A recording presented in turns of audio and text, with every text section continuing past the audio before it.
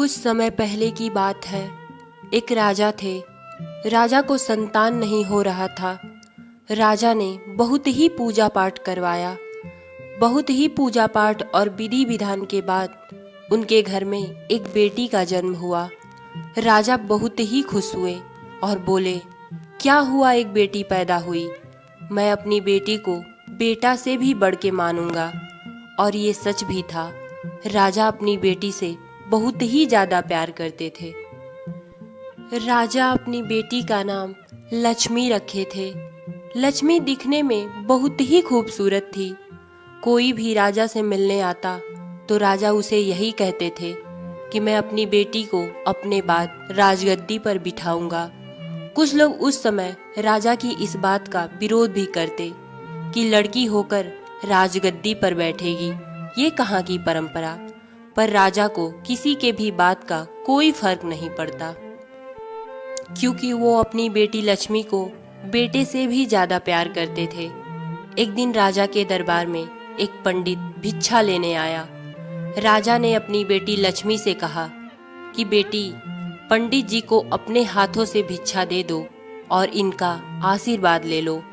राजा की बेटी लक्ष्मी बड़ी खुशी मन से पंडित को भिक्षा लेकर निकली।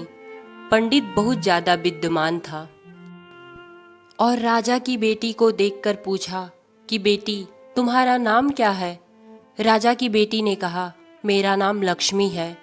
पंडित ने कहा, नाम तो तुम्हारा बहुत ही सुंदर है, पर तुम्हारी किस्मत में एक अजीब बात लिखी है जो आज तक मैंने किसी के किस्मत में नहीं देखा। राजा वहीं पर बैठे थे और पंडित की ये बात सुनकर कहने लगे कि पंडित, क्या मेरी बेटी के किस्मत में लिखा है, बताओ। पंडित ने राजा से कहा कि महाराज, कहते हुए मेरी जुबान लड़खड़ा रही है, पर ना चाहते हुए भी मुझे बताना पड़ेगा। आपकी बेटी की शादी एक मुर्दे से होगी, यही इसकी किस्मत है। राजा उस पंडित की बात सुनकर एकदम उत्तेजित हो गए और कहने लगे, ऐसा मैं कदापि नहीं होने दूंगा। मेरे पास इतनी धन दौलत और संपत्ति है, मैं अपनी बेटी की किस्मत खुद ही लिखूंगा। अपने पलकों पर बिठाने वाली बेटी के बारे में इतना अजीब बात सुनकर राजा गुस्से में उस पंडित को तुरंत अपने दरबार से निकलवा देते हैं।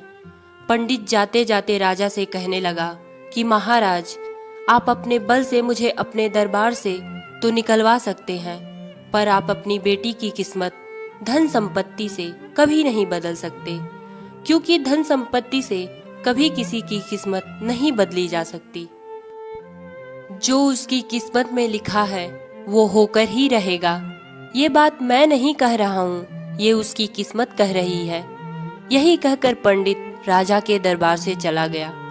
राजा गुस्से में तो पंडित को अपने दरबार से निकलवा दिए, पर जब रात को राजा सोने गए तो उनको अपनी बेटी के बारे में ऐसी अजीब बात सुनकर पूरी रात नींद नहीं आई और वो यही सोच रहे थे कि ऐसा मैं क्या करूं कि मेरी बेटी की किस्मत बदल जाए। राजा उस सुबह जब सोकर उठे तो अपनी पत्नी यानी रानी से कहने लगे कि मैं अपनी बेटी के साथ ऐसा कभी नहीं होने दूंगा। मैं अपनी लाडली की कभी शादी ही नहीं करूंगा। कुछ लोग शादी का विरोध करेंगे कि बेटी बड़ी हो गई है, शादी करिए, इसलिए ये राजपाट मैं त्याग रहा हूँ और अपनी बेटी को लेकर कहीं बहुत दूर चला जाऊंगा। इसलिए ये राजपाट आज से आप संभालिए। रानी के लाख मना करने के बाद भी राजा एक साधारण व्यक्ति बनकर अपनी बेटी को लेकर पैदल ही निकल गए। बहुत दूर चलने के बाद राजा और राजा की बेटी चलते चलते इतने थक चुके थे कि राजा की बेटी को बहुत तेज प्यास लगी और वो अपने पिताजी से कहने लगी कि पिताजी, मुझे बहुत तेज प्यास लगी है।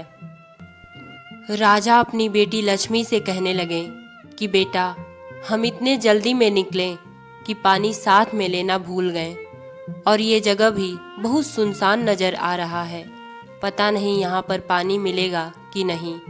तभी राजा को कुछ दूर पर एक घर दिखाई दिया। राजा ने अपनी बेटी लक्ष्मी से कहा, बेटी, मैं देखता हूँ उस घर में पानी मिलेगा कि नहीं। राजा जब उस घर के पास गए तो उस घर का दरवाजा बंद था। राजा ने कई बार दरवाजा खटखटाया, पर ना तो उस दरवाजा को कोई खोला, और राजा के कई बार कोशिश करने के बाद भी वो दरवाजा नहीं खुला। राजा वापस आकर अपनी बेटी लक्ष्मी से कहने लगे कि बेटा, लगता है उस घर में कोई है नहीं और ना ही वो दरवाजा खुल रहा है। राजा की बेटी ने कहा, ठीक है पिताजी, मैं कोशिश करती हूँ। तभी राजा की बेटी उस घर के पास जाकर दरवाजा खोलने लगती हैं। राजा की बेटी के एक बार कोशिश करने में ही दरवाजा खुल जाता है। तभी उस घर के अंदर घड़े में पानी दिखाई देता है। राजा की बेटी लक्ष्मी को इतनी तेज प्यास लगी थी कि वो तुरंत घड़े के पास जाकर पानी पीने लगती हैं। जो ही वो पानी पीकर उठती हैं तो देखती हैं उस घर का दरवाजा अपने आप बंद हो जाता है। राजा की बेटी लक्ष्मी दरवाजा को बंद हुआ देखकर चिल्ला चिल्ला कर रोने लगती है। राजा अपनी बेटी लक्ष्मी के रोने की आवाज़ सुनकर दौड़ते हुए उस घर के पास आते हैं और अपनी बेटी लक्ष्मी को उस घर में बंद देखता हुआ पूछते हैं, बेटा, ये दरवाज़ा कौन बंद किया? राजा की बेटी लक्ष्मी कहती है, पता नहीं पिताजी, मैं जो ही पानी पीकर उठी ये दरवाज़ा अपने आप बंद हो गया। राजा ने अपनी पूरी ताकत लगा दी उस दरवाज़ा को खोलने में, पर वो दरवाज़ा पता नहीं कहाँ से बंद था। ना तो वो बाहर से खुलता और ना ही अंदर से। इसी तरह 1-2 दिन बीत गए, पर वो दरवाज़ा नहीं खुला। एक तरफ राजा रो रहे थे और एक तरफ उनकी बेटी लक्ष्मी। राजा ने अपनी बेटी लक्ष्मी से कहा, बेटा देखो उस घर में क्या है। लक्ष्मी ने चारों तरफ अपनी नज़र घुमाई तो देखा उस घर में एक मुर्दा लेटा हुआ था। लक्ष्मी ने अपने पिताजी से कहा, पिताजी, इस घर में और कुछ नहीं है सिवाय एक मुर्दे के। इस घर में एक मुर्दा लेटा हुआ है और उस मुर्दे के पूरे शरीर पर घास और मिट्टी जमी हुई है। राजा को तुरंत उस पंडित की बात याद आ गई और उन्होंने अपनी बेटी लक्ष्मी से कहा, बेटा लक्ष्मी, शायद यही तुम्हारी किस्मत है। उस पंडित की बात आज सच निकल गई। मैंने पूरी कोशिश की तुम्हारी किस्मत बदलने की, पर मैं चाह कर भी तुम्हारी किस्मत नहीं बदल पाया। आज ये बात सच निकल गई। किसी के पास कितनी भी धन संपत्ति हो, पर वो अपने औलाद की किस्मत नहीं बदल सकता। जो जिसकी किस्मत में लिखा है वही मिलता है। पर बेटा लक्ष्मी, मैं पिता होने के नाते तुम्हें एक सलाह दे रहा हूँ। ध्यान से सुनना। आज से ये मुर्दा ही तुम्हारा पति है और पति भगवान समान होता है। इस भगवान समान पति की इतनी सेवा करना कि शायद तुम्हारी किस्मत बदल जाए। राजा यही कहकर अपने राज्य को लौट गए। लक्ष्मी ने अपनी पिता की बातों का गौर किया और उस मुर्दे की जी जान से सेवा करने लगी। राजा की बात सच निकल गई। लक्ष्मी ने अपने कर्म से अपनी किस्मत बदल दी। भले ही लक्ष्मी की किस्मत अच्छी नहीं थी, पर उसका कर्म अच्छा था। कुछ दिन बाद वो मुर्दा जिंदा हो गया और लक्ष्मी को अपने सामने पाकर बहुत खुश हुआ और दोनों उस घर में अपनी गृहस्थी बसा लिए।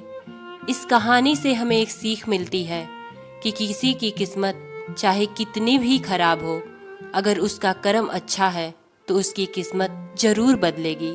तो दोस्तों, ये कहानी आपको कैसी लगी कमेंट में बताइएगा। धन्यवाद।